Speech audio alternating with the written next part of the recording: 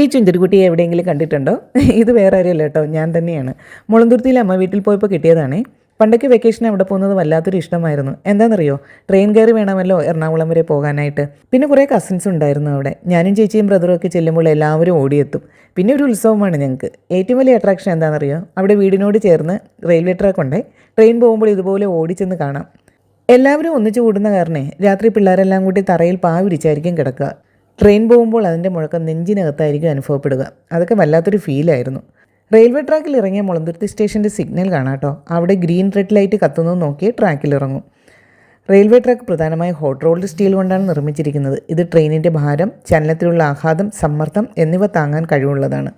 ഇതിന് നടുക്ക് കണ്ടോ തടി കൊണ്ടുള്ള പലകൾ. ഇതിന് സ്ലീപ്പേഴ്സ് എന്നാണ് പറയുക. ഇടയ്ക്ക് മെറ്റലും കാണാം. ഇത് ലോഡ് ഡിസ്ട്രിബ്യൂട്ട് ചെയ്യാനും ട്രാക്ക് അലൈൻമെൻറ്റ് മെയിൻറ്റെയിൻ ചെയ്യാനുമാണ്. ഇത്ര വലുതായെങ്കിലും ട്രെയിൻ വരുമ്പോൾ അത് കാണാൻ ഞങ്ങൾ ഓടാറുണ്ടേ.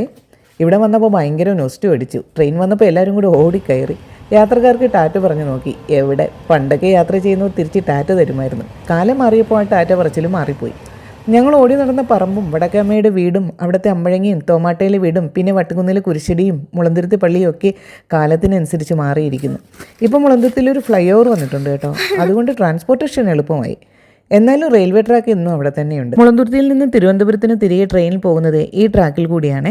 ഞങ്ങൾ തിരികെ പോകുമ്പോൾ അവിടെ എത്താറാകുമ്പോഴേക്കും ട്രെയിനിൻ്റെ വാതിക്കൽ വന്ന് നിൽക്കും. അവിടെ ഞങ്ങൾക്ക് ടാറ്റ തരാനായിട്ട് ഞങ്ങളുടെ കസിൻസ് ഉണ്ടാകും. അവിടെ പാസ് ചെയ്ത് കഴിഞ്ഞാൽ പിന്നെ മനസ്സിന് വല്ലാത്തൊരു വേദനയാണ്. ഇനി എത്ര നാൾ കഴിയണം ഇതുപോലൊന്ന് കൂടാൻ. പിന്നെ പെട്ടെന്ന് സ്കൂൾ തുറക്കണമെന്നാണ് പ്രാർത്ഥന. എന്താണെന്നറിയോ, ട്രെയിൻ കഥകൾ കൂട്ടുകാർക്കിടയിൽ വിളമ്പണ്ടേ. അപ്പോൾ അടുത്തൊരു വീഡിയോയുമായിട്ട് വീണ്ടും കാണാം.